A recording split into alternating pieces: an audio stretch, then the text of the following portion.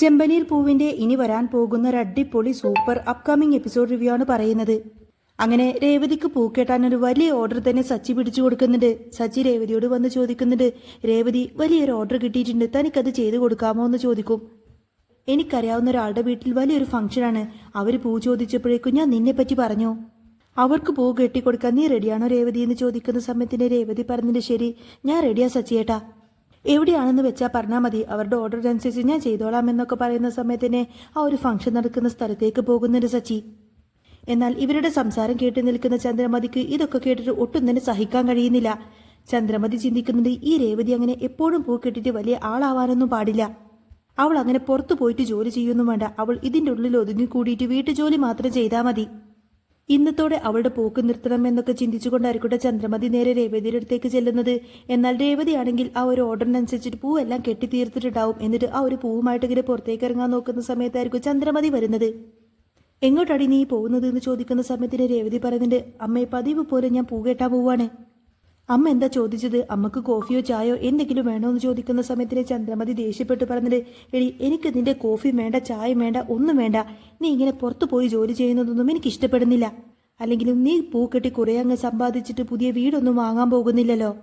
നിന്നെ കൊണ്ട് ഇന്നേ വരെ ഒരു റൂം പോലും കെട്ടാൻ സാധിച്ചിട്ടില്ല. സച്ചി സമ്പാദിക്കുന്നുണ്ടല്ലോ, ഇപ്പൊ തൽക്കാലം അതൊക്കെ മതി. ഇനി മുതൽ നീ പുറത്തൊന്നും ജോലിക്ക് പോവണ്ട, ഈ വീട്ടുജോലി മാത്രം ചെയ്തിട്ട് ഇതിനകത്ത് അടങ്ങിക്കൂടിയാൽ മതി. ഞാൻ നിന്റെ അമ്മായിമല്ലേ, എന്താടി ഞാൻ പറഞ്ഞാൽ നീ അനുസരിക്കില്ലേ എന്നൊക്കെ ചോദിക്കാണ് രേവതി. അപ്പൊ രേവതി ചോദിക്കുന്നുണ്ട്, അതിന് നിങ്ങളുടെ മറ്റ് രണ്ട് മരുമക്കളും പുറത്ത് ജോലിക്ക് പോയിട്ട് സമ്പാദിക്കുന്നുണ്ടല്ലോ, പിന്നെ ഞാൻ മാത്രം എന്തിനു സമ്പാദിക്കാതിരിക്കണം? അമ്മ എന്തിനാ ചുമ്മാ വെറുതെ ഓരോ കാര്യത്തിനും വാശി പിടിക്കുന്നത്? എനിക്ക് ഏതായാലും ഇപ്പൊ പൂ കെട്ടിയത് കൊണ്ടുപോയേ പറ്റൂ. അതുമാത്രല്ല, അമ്മയുടെ ഈ വാക്കും കേട്ടുകൊണ്ടതിന് ഞാൻ വീട്ടിൽ തന്നെ ഒതുങ്ങിക്കൂടി നിൽക്കുമെന്ന് അമ്മ ഒരിക്കലും വിചാരിക്കണ്ട. നിങ്ങൾ എൻ്റെ അമ്മായിമ്മയൊക്കെ തന്നെയാണ്, അതുകൊണ്ട് ഞാൻ നിങ്ങളുടെ ഒരു കാര്യങ്ങളും ഒട്ടും കുറവില്ലാതെ ചെയ്യുന്നില്ലേ. എല്ലാത്തിനും ഇങ്ങനെ സമ്മതം മൂളാതെ അമ്മേ. ഒരു പക്ഷേ എനിക്കങ്ങനെ പുതിയ വീടൊന്നും വാങ്ങാൻ പറ്റില്ലായിരിക്കും, റൂം കെട്ടാനും ഒരു പക്ഷേ പറ്റില്ലായിരിക്കും. പക്ഷേ ഒരു ദിവസം എനിക്ക് നല്ല ഓർഡർ വരും, എന്നിട്ട് ഒരു പക്ഷേ ഞങ്ങൾ പുതിയ വീട് തന്നെ വാങ്ങുകയും ചെയ്യും. അമ്മ ഏതായാലും അതൊക്കെ കാത്തിരുന്ന് കണ്ടോ. ഇപ്പൊ ഏതായാലും എനിക്കിവിടെ സംസാരിച്ച് നിൽക്കാനൊന്നും ടൈമില്ല അമ്മേ. എനിക്കിപ്പോൾ അർജന്റായിട്ട് ഈ പൂ കൊടുക്കാനുള്ള സമയമായി എന്നൊക്കെ പറഞ്ഞുകൊണ്ട് തന്നെ കെട്ടിവെച്ച പൂക്കളുമായിട്ട് രേവതി പെട്ടെന്ന് തന്നെ അവിടെ നിന്ന് പോകുന്നുണ്ട്. ചന്ദ്രമതിക്ക് ദേഷ്യം വരെയാണ്. ചന്ദ്രമതി ചിന്തിക്കുന്നുണ്ട്, എന്നാലും ഞാൻ പറഞ്ഞത് കേൾക്കാനൊന്നും അവൾക്ക് വയ്യ. എന്റെ സമ്മതമില്ലാതെ അവൾ പുറത്തു പോയില്ലേ, ഏതായാലും ഇങ്ങോട്ടേക്ക് തിരിച്ചു വരുമല്ലോ. എടി രേവതി, നാളെ മുതൽ നീ പുറത്ത് ജോലിക്ക് പോവാത്ത വിധത്തിൽ എന്തെങ്കിലും ചെയ്യാൻ പറ്റുമോ എന്ന് നോക്കണം. അങ്ങനെ രേവതിക്കിട്ട് നല്ലൊരു തന്നെ പാര പണിയാൻ വേണ്ടിയിട്ട് മനസ്സിൽ ചിന്തിക്കാട്ടോ ചന്ദ്രമതി. രേവതിയാണെങ്കിൽ ഇതേ സമയത്ത് സച്ചി പറഞ്ഞ ആ ഒരു ഫംഗ്ഷനിലേക്ക് പൂ കൊണ്ടുവന്ന് കൊടുക്കുകയാണ്. എന്നാൽ രേവതി ചെയ്തിരിക്കുന്ന വെറൈറ്റി ഡിസൈൻസ് എല്ലാം ഇഷ്ടപ്പെട്ടിട്ട് അവിടെ നിന്ന് തന്നെ രേവതിക്ക് ഒരുപാടധികം ഓർഡറൊക്കെ കിട്ടുന്നുണ്ട്. അങ്ങനെ രേവതി അവിടെ നിന്നും പടവുമായിട്ട് തിരികെ വീട്ടിലേക്ക് വരുന്ന സമയത്തായിരിക്കട്ടോ വഴിയിൽ വെച്ച് ഒരു സ്ത്രീ അങ്ങ് കുഴഞ്ഞു മയങ്ങി വീഴുന്നത് അവൾ കാണുന്നത്. അയ്യോ, ഇതൊരു വയസ്സായ സ്ത്രീയാണല്ലോ, ഇവരൊറ്റക്കാണല്ലോ, എന്നാലും ഇവരുടെ കൂടെ ആരെയും കാണുന്നില്ലല്ലോ. ഇവരെ സഹായിച്ചേക്കാം എന്നൊക്കെ ചിന്തിച്ചുകൊണ്ട് തന്നെ രേവതി ആ സ്ത്രീയെ താങ്ങി പിടിച്ച് ഒരു ഓട്ടോയിൽ കയറ്റിയതിനു ശേഷം നേരെ ഹോസ്പിറ്റലിലേക്ക് കൊണ്ടെത്തിക്കുകയാണ്. അതിനുശേഷം സച്ചിയെ വിളിച്ചിട്ട് ഫോൺ ചെയ്തുകൊണ്ട് തന്നെ നടന്ന കാര്യങ്ങളെല്ലാം പറഞ്ഞ് സച്ചിയോടും ആ ഒരു ഹോസ്പിറ്റലിലേക്ക് വരാൻ ആവശ്യപ്പെടുന്നുണ്ട്. ഇവരുടെ കയ്യിലാണെങ്കിൽ പണം അടക്കാനൊന്നും പൈസയില്ല. സച്ചിയാണെങ്കിൽ ആരുടെ കയ്യിൽ നിന്നൊക്കെ പണം കടം വാങ്ങിച്ചു കൊടുത്തിന് ഹോസ്പിറ്റൽ ബിൽ പേ ചെയ്യുന്നുണ്ട്. ട്രീറ്റ്മെന്റ് എല്ലാം കഴിഞ്ഞതിന് ശേഷം ആ സ്ത്രീ രക്ഷപ്പെട്ടു എന്നറിഞ്ഞതോടുകൂടി തന്നെ ആ സ്ത്രീയുടെ മകൻ അങ്ങോട്ടേക്ക് വരുന്നുണ്ട്. എന്നിട്ട് തന്റെ അമ്മയെ രക്ഷിച്ചതിന് സച്ചിയോടും രേവതിയോടും ഒരുപാടധികം നന്ദിയൊക്കെ പറയുന്നുണ്ട്. അവര് പറയുന്നുണ്ട്, ഹോസ്പിറ്റൽ ബില്ല് എത്രയായി എന്ന് പറഞ്ഞാൽ മതി, അത് എത്രയാണോ അതിന്റെ ഇരട്ടി ഞാൻ തന്നേക്കാം. എന്റെ അമ്മയുടെ ജീവൻ രക്ഷിച്ചത് നിങ്ങളാണ്, അതുകൊണ്ട് നിങ്ങളോട് എത്ര നന്ദി പറഞ്ഞാലും മതിയാവില്ല എന്നൊക്കെ പറയുന്ന സമയത്തിന് സച്ചി പറയുന്നുണ്ട്, അതൊന്നും വേണ്ട സർ, ഒരു ചെറിയ ഉപകാരം ചെയ്തതിന് ഇങ്ങനെ പണം വാങ്ങിക്കുന്നതൊന്നും ശരിയല്ല. നിങ്ങൾ ഇതിന്റെ പേരിൽ എത്ര രൂപ തന്നാലും ഞാൻ അത് വാങ്ങിക്കില്ല. നിങ്ങൾ ഏതായാലും ഇനി നിങ്ങളുടെ അമ്മയെ നന്നായിട്ട് നോക്കിയാൽ മതി. വയസ്സായ അമ്മയെ ഇങ്ങനെ ഒറ്റയ്ക്ക് എവിടെയും വിടാൻ പാടില്ല എന്നൊക്കെ പറഞ്ഞിട്ട് സച്ചി ഉപദേശിക്കും. അയാള് രേവതിയോട് ചോദിക്കുന്നുണ്ട്, അല്ല നിങ്ങൾ പൂ കിട്ടുന്ന കുട്ടിയാണെന്ന് പറഞ്ഞില്ലേ, നിങ്ങൾ എവിടെയാ താമസിക്കുന്നത്, ഇടയ്ക്ക് നിങ്ങളൊന്ന് വന്ന് കാണാലോ. അങ്ങനെ രേവതി ഏതായാലും രേവതിയുടെ അഡ്രസ്സൊക്കെ അയാൾക്ക് കൊടുക്കുന്നുണ്ട്. അങ്ങനെ രേവതിയും സച്ചിയും തിരികെ വീട്ടിലേക്ക് എത്തുകയാണ്. വീട്ടിലേക്ക് എത്തിയ ഉടനെ തന്നെ രേവതി സച്ചിയോട് ചോദിക്കുന്നുണ്ട്, അല്ല സച്ചിയേട്ടാ, നിങ്ങൾ എന്തിനാ അയാളുടെ കയ്യിൽ നിന്നും സർജറിക്ക് ആവശ്യമായിട്ടുള്ള പൈസ പോലും അയാളുടെ കയ്യിൽ നിന്നും വാങ്ങിക്കാത്തത് എന്ന് ചോദിക്കും. അല്ലെങ്കിൽ തന്നെ സച്ചിയേട്ടന് ഇഷ്ടം പോലെ കടങ്ങളുള്ളതല്ലേ, അയാൾ പണം അടക്കാന്ന് പറഞ്ഞ സമയത്ത് ആ ഒരു ബില്ലും കൂടെ ചേർത്ത് കൊടുക്കാമായിരുന്നില്ലേ, അതിന്റെ കൂടെ ഇതും കൂടെ വേണോന്നൊക്കെ ചോദിക്കും. സച്ചി പറഞ്ഞത്, അത് പിന്നെ രേവതി, ആ സ്ത്രീയുടെ മുഖം കണ്ടപ്പോൾ എനിക്ക് എൻ്റെ അച്ചമ്മയാണ് ഓർമ്മ വന്നത്. എൻ്റെ അച്ചമ്മക്കാണ് ഇങ്ങനൊരു അവസ്ഥ വന്നതെങ്കിൽ ഞാൻ അച്ചമ്മയുടെ കയ്യിൽ നിന്ന് പണം വാങ്ങിക്കുമായിരുന്നോ? അതുകൊണ്ട് തന്നെയാണ് ഞാൻ ആ പണം വാങ്ങിക്കാത്തത് എന്നൊക്കെ പറയാണ് സച്ചി. സച്ചിയുടെ വാക്ക് കേൾക്കുന്ന സമയത്തിന് രേവതിക്ക് ഒരുപാട് സന്തോഷാവാണ്. പിന്നീട് കാണിക്കുന്നത് ശ്രുതിനെ ആയിരിക്കും. ശ്രുതിക്ക് ആകെ ടെൻഷനാവാണ്. ശ്രുതിയുടെ കയ്യിലാണെങ്കിൽ ഇപ്പൊ പഴയതുപോലെ പണമൊന്നുമില്ല. മോന്റെ പഠനത്തിനാണെങ്കിൽ ഇഷ്ടംപോലെ ക്യാഷ് വേണം. അതുപോലെ തന്നെ അമ്മക്കാണെങ്കിൽ വയ്യാതിരിക്കാണ്. അമ്മക്ക് ഹോസ്പിറ്റൽ ബില്ലും കാര്യങ്ങളായിട്ട് ഇഷ്ടംപോലെ ചെലവുണ്ട്. എന്റെ അമ്മക്ക് എല്ലാ മാസവും ഹോസ്പിറ്റൽ ട്രീറ്റ്മെന്റിന് ഒരുപാടധികം പണം ചെലവാവില്ലേ, അതിന്റെ അടുക്കാണ് ഇവിടുത്തെ ആന്റിക്ക് മാസാമാസം ചെലവിന് കൊടുക്കുന്ന കാര്യം. പക്ഷേ ആ പോക്കറ്റ് മണിയെങ്കിലും ആന്റിക്ക് കൊടുത്തില്ലെങ്കിൽ പിന്നെ ആന്റി ഈ വീട്ടിൽ എനിക്ക് ഒരു വിലയും തരില്ല. എന്തെങ്കിലും ചെറുതായിട്ടൊന്ന് കൊടുത്തേക്കാമെന്നൊക്കെ ചിന്തിച്ചു കൊടുത്തിന് ശ്രുതി വെറും ഒരു 3000 രൂപ എടുത്തിട്ട് നേരെ ചന്ദ്രമതിയുടെ കയ്യിൽ കൊണ്ടുപോയി കൊടുക്കും. ചന്ദ്രമതി ചോദിക്കുന്നുണ്ട്, ഇതെന്താ മോളെ 3000 രൂപയല്ലേ ഉള്ളൂ? നീ സാധാരണയായിട്ട് എനിക്ക് 10000 രൂപയല്ലേ തരാറുള്ളത്, ഇതിപ്പോ എന്താ കുറച്ച് തുകയുള്ളൂ എന്നൊക്കെ ചോദിക്കും. ശ്രുതി പറഞ്ഞിട്ട്, അത് പിന്നെ ആന്റി ഇപ്രാവശ്യം ഇതേ ഉള്ളൂ. ശ്രുതിക്കാണെങ്കിൽ ഇപ്പൊ കടയിൽ ബിസിനസ് ഒക്കെ കുറവാണ്. എന്റെ പാർലറിലും വലിയ പ്രോഫിറ്റ് ഒന്നും വരുന്നില്ല. അതുകൊണ്ട് അത്ര വലിയ തുകയൊന്നും ഈ മാസം എനിക്ക് തരാൻ പറ്റില്ല. പക്ഷേ ആന്റി വിഷമിക്കൊന്നും വേണ്ട, ആന്റിക്ക് ഞാൻ ഇപ്രാവശ്യം സർപ്രൈസ് ആയിട്ട് നല്ലൊരു പട്ട് സാരി വാങ്ങിച്ചിട്ടുണ്ട് എന്നൊക്കെ പറഞ്ഞുകൊണ്ട് തന്നെ ശ്രുതി ആ ഒരു സാരി നേരെ ചന്ദ്രമതിക്ക് കൊടുക്കും. ഏതായാലും ആ ഒരു സാരി കണ്ടതോടുകൂടി തന്നെ ചന്ദ്രമതിക്ക് ഭയങ്കര സന്തോഷമാവുന്നുണ്ട്. ചന്ദ്രമതി പറഞ്ഞിട്ട്, ദേ കണ്ടില്ലേ രവിയേട്ടാ, എന്റെ മരുമോളിതേ എനിക്ക് വേണ്ടിയിട്ട് നല്ല പട്ട് സാരി വാങ്ങിച്ചു തന്നിരിക്കുന്നു. ശ്രുതിക്ക് സ്വന്തമായി അമ്മയില്ലാത്തത് കൊണ്ട് അവൾ എന്നെയാണ് അമ്മയായി കാണുന്നത്. എന്നാ ഈ സച്ചിയും രേവതിയും ഇഷ്ടംപോലെ കാശ് സമ്പാദിച്ചിട്ട് എന്താ കാര്യം? വീട്ടു ചെലവിനുള്ള പൈസ മാത്രമല്ലേ ഇവര് തരുന്നുള്ളൂ. എനിക്ക് ഇന്നേ വരെ രേവതി ഒരു സാരി എങ്കിലും വാങ്ങിച്ചു തന്നിട്ടുണ്ടോ? രവീന്ദ്രൻ ചോദിക്കുന്നുണ്ട്, അവരെന്തിനാ ചന്ദ്രൻ നിനക്ക് കാശ് തരുന്നതും സാരി വാങ്ങിച്ചു തരുന്നതും പണം തരുന്നതൊക്കെ? അവരല്ലെങ്കിൽ തന്നെ വീട്ടു ചെലവും കാര്യങ്ങളൊക്കെ നടത്തുന്നുണ്ടല്ലോ. അവരേതായാലും നന്നായിരിക്കട്ടെ. പുറത്ത് സച്ചിക്കാണെങ്കിൽ ഇഷ്ടംപോലെ പൈസ കടമുണ്ട്. ആ കടങ്ങളൊക്കെ വീട്ടാൻ വേണ്ടി തന്നെയാണ് രേവതി മോൾ ഇങ്ങനെ ഡെക്കറേഷൻ വർക്കും കാര്യങ്ങളൊക്കെ ചെയ്യുന്നത്. അതിനിടയിലാണ് നിന്റെ സാരിയുടെ കാര്യം എന്നൊക്കെ പറഞ്ഞ് രവീന്ദ്രൻ ഇങ്ങനെ ദേഷ്യപ്പെടുന്നതും കേട്ടുകൊണ്ടായിരിക്കട്ടെ രേവതി അങ്ങോട്ടേക്ക് കടന്നു വരുന്നത്. രേവതി പറഞ്ഞിട്ട്, അമ്മേ, ശ്രുതിയെ പോലെ എനിക്കും അമ്മക്കൊരു സാരി വാങ്ങിച്ചു തരണമെന്നൊക്കെയുണ്ട്. പക്ഷേ എന്റെ കയ്യിൽ അത്രമാത്രം വരുമാനമൊന്നും വരുന്നില്ല. ചന്ദ്രമതി അത് കേട്ട് ദേഷ്യപ്പെട്ടുകൊണ്ട് തന്നെ പറഞ്ഞിട്ട്, അതാടി പറയുന്നത്, വരുമാനം വരാതെ പിന്നെ നീ എന്തിന് ജോലി ചെയ്യണം? നീ കുറെ അധികം സമ്പാദിച്ചത് കൊണ്ട് ഈ കുടുംബത്തിന് എന്ത് നേട്ടമാണുള്ളത്? എനിക്കും എന്റെ ഭർത്താവിനും പോക്കറ്റ് മണി തരാനെങ്കിലും നിന്നെ കൊണ്ട് പറ്റുന്നുണ്ടോ? ഇല്ലല്ലോ. എനിക്ക് ഒരു പവൻ സ്വർണ്ണം പോലും വാങ്ങിച്ചു തരാൻ നിന്നെ കൊണ്ടൊന്നും പറ്റിയിട്ടില്ല. അതുകൊണ്ട് നീ എന്തിനാ ഒരാവശ്യമില്ലാതെ കഷ്ടപ്പെട്ടിങ്ങനെ പൂകേട്ടാനൊക്കെ പോകുന്നത്?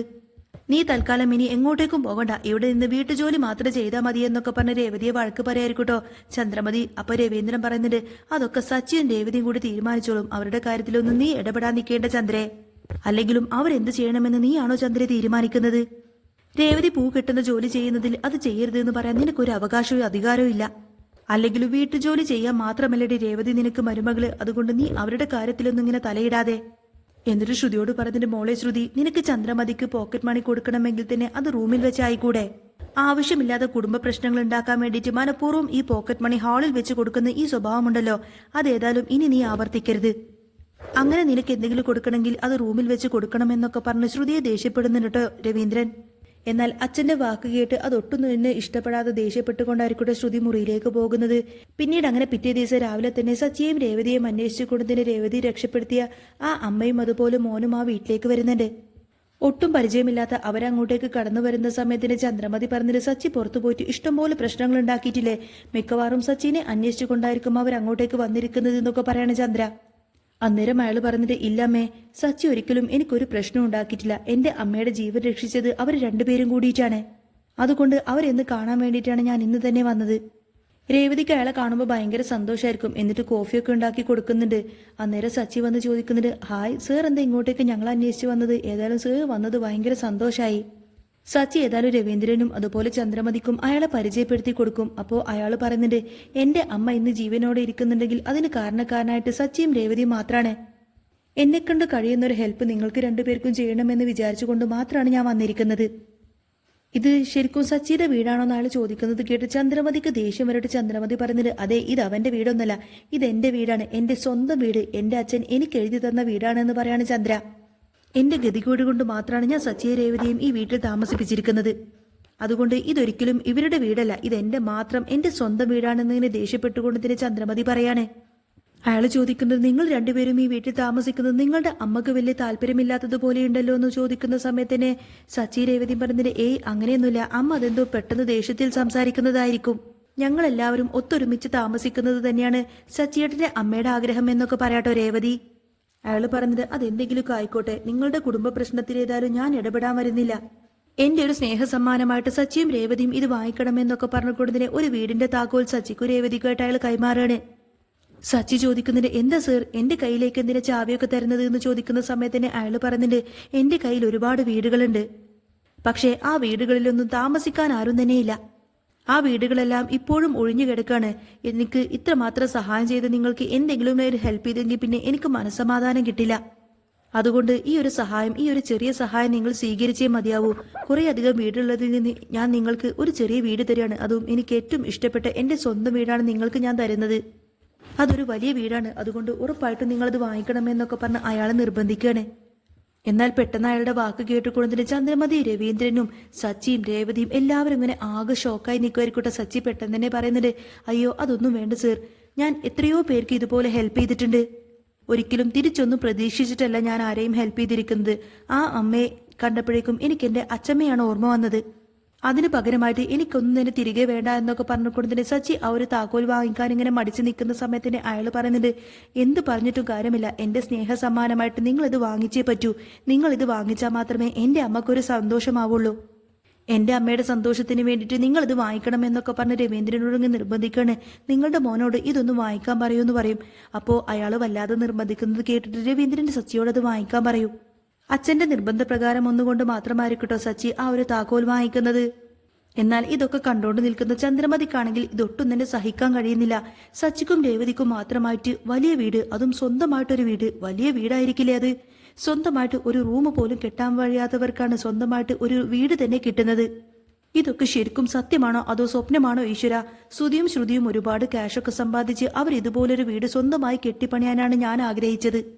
ഇപ്പോൾ ശ്രുതിക്കും ശ്രുതിക്കാണെങ്കിൽ വീടുമില്ല, പണവുമില്ല, ഒന്നുമില്ല. അവർക്കാണെങ്കിൽ ഇപ്പോൾ കൃത്യമായിട്ട് സമ്പാദ്യം പോലുമില്ല.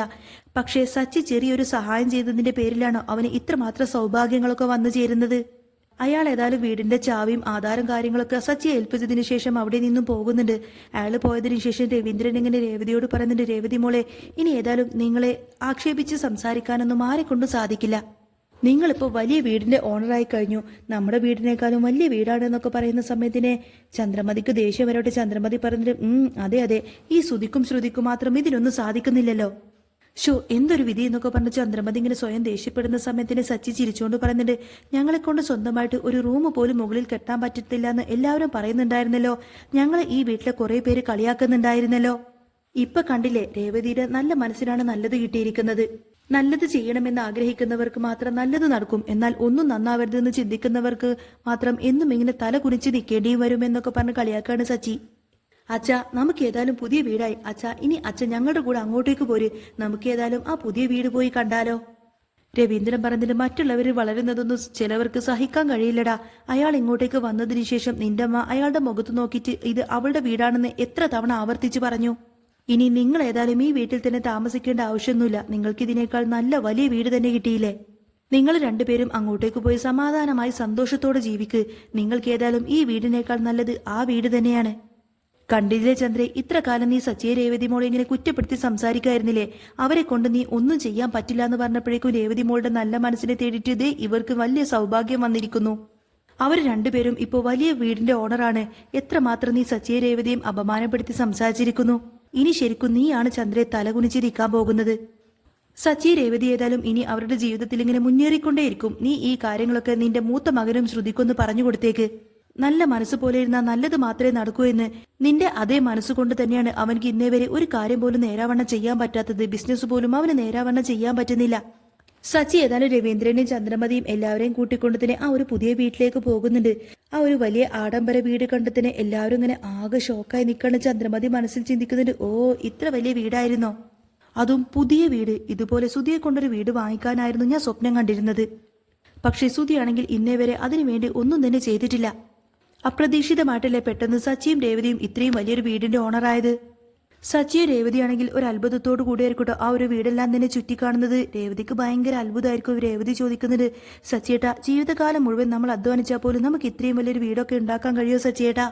സച്ചി പറഞ്ഞിട്ട്, ഇല്ല രേവതി, ഒരിക്കലും പറ്റില്ല. ഇതെല്ലാം നിന്റെ ഐശ്വര്യം കൊണ്ടൊന്ന് മാത്രമാണ്, നിന്റെ രാശി കൊണ്ട് മാത്രമാണ് നമുക്ക് ഇത്രമാത്രം വലിയ സൗഭാഗ്യം വന്നത് എന്നൊക്കെ പറയാണ് സച്ചി. അന്നേരം ചന്ദ്രമതി പറഞ്ഞിട്ട്, ഇതുപോലെ ശ്രുതിയും ഇതുപോലൊരു വീട് വാങ്ങിച്ചു കഴിഞ്ഞാൽ അതിന്റെ ഓണർ ഞാനായിരിക്കും. എന്റെ പേരേതായാലും അവർ വീടിന്റെ മുന്നിൽ വെക്കുമായിരുന്നു. പക്ഷേ രേവതി ഒരിക്കലും അങ്ങനെയൊന്നും ചെയ്യില്ല. ഈ വീട്ടിലേക്ക് ഞാൻ ഇനി ഒരിക്കലും വരാതിരിക്കാൻ വേണ്ടിയിട്ട് രേവതി എന്തെങ്കിലുമൊക്കെ ചെയ്തു വെക്കുമായിരിക്കും. കാരണം അവൾ എന്റെ വീട്ടിൽ നിൽക്കുന്ന സമയത്തിന് ഞാൻ അങ്ങോട്ടേക്ക് വരാതിരിക്കാൻ വേണ്ടിയിട്ട് അവളെ കുറേയധികം സങ്കടപ്പെടുത്തിയിരുന്നതല്ലേ. എന്നിട്ട് പോലും ദേ കണ്ടില്ലേ, അവൾക്ക് വലിയ വീട് തന്നെ കിട്ടി. ഒട്ടും പഠിക്കാത്തവള്, ഒട്ടും ജോലിയില്ലാത്തവള്, പിച്ചച്ചട്ടിയിൽ നിന്നും വന്നവളെന്നൊക്കെ ചിന്തിച്ച് എന്തൊക്കെയാണ് ഞാൻ രേവതിയെ പറ്റി ധരിച്ചു വെച്ചിരുന്നത്. എന്നിട്ട് അവർക്ക് മാത്രം എപ്പോഴും നല്ലത് നടക്കുന്നു, രേവതിക്കും സച്ചിക്കും എപ്പോഴും നല്ലത് മാത്രം നടക്കുന്നു. എന്നാൽ പാവം എന്റെ ശ്രുതിയും ഒരുപാടധികം പഠിപ്പും വിദ്യാഭ്യാസവും വിവരവും എത്രയോ ഡിഗ്രിയൊക്കെ ഉണ്ട് എന്റെ മോൻക്ക്. എന്നിട്ട് അവർക്ക് മാത്രം ഒന്നും തന്നെ നടക്കുന്നില്ല, ഒരു നല്ലതും നടക്കുന്നില്ല. സച്ചിയുടെ രേവതിയും ഉയർച്ച കണ്ടു തന്നെ ഒട്ടും തന്നെ സഹിക്കാൻ കഴിയാതെ താങ്ങാനാവാതെ നെഞ്ചു പൊട്ടിങ്ങനെ സങ്കടത്തോടെ വേദനയോടെ നിൽക്കുമായിരിക്കട്ടെ ചന്ദ്രമതി. സച്ചി പറഞ്ഞൊരു രേവതി, ഇത്ര കാലം നമുക്ക് ആ വീട്ടിൽ ഒരു മുറി പോലും ഇല്ലാതെ ടെറസിലല്ലേ നമ്മൾ കിടന്നുകൊണ്ടിരുന്നത്. ഇപ്പതേ കണ്ടില്ലേ, ദൈവം അനുഗ്രഹിച്ച് നമുക്ക് 10 മുറികളുള്ള വീടാണ് ഇപ്പൊ ലഭിച്ചിരിക്കുന്നത്. ഇനി ആരും വീടില്ലാത്തതിന്റെ പേരിൽ, റൂമില്ലാത്തതിന്റെ പേരിൽ നമ്മൾ ആരെയും അപമാനപ്പെടുത്തിയിട്ടൊന്നും സംസാരിക്കില്ല. കാരണം അത്രമാത്രം വലിയ വീടാണ് നമുക്കിപ്പോൾ ഉള്ളത്. ശ്രുതിയും ചന്ദ്രമതിയൊക്കെ കേൾക്കാൻ വേണ്ടി തന്നെയായിരിക്കട്ടോ സച്ചി ഇങ്ങനെ സംസാരിച്ചുകൊണ്ടിരിക്കുന്നത്. എന്നാൽ ഇതൊക്കെ കേട്ടിട്ട് ഒട്ടും തന്നെ സഹിക്കാൻ കഴിയാതെ ഇങ്ങനെ തല കുനിച്ചു നിൽക്കുന്ന ചന്ദ്രമതിയും ശ്രുതിയൊക്കെ കാണിച്ചുകൊണ്ടാണ് ഇന്നത്തെ ഈ ഒരു എപ്പിസോഡ് പൂർണ്ണമാവുന്നത്. അപ്പോൾ നിങ്ങൾക്ക് ഈ ഒരു ചാനൽ ഇഷ്ടമാവുകയാണെങ്കിൽ സബ്സ്ക്രൈബ് ചെയ്യാനും സപ്പോർട്ട് ചെയ്യാനൊന്നും മറക്കല്ലേ.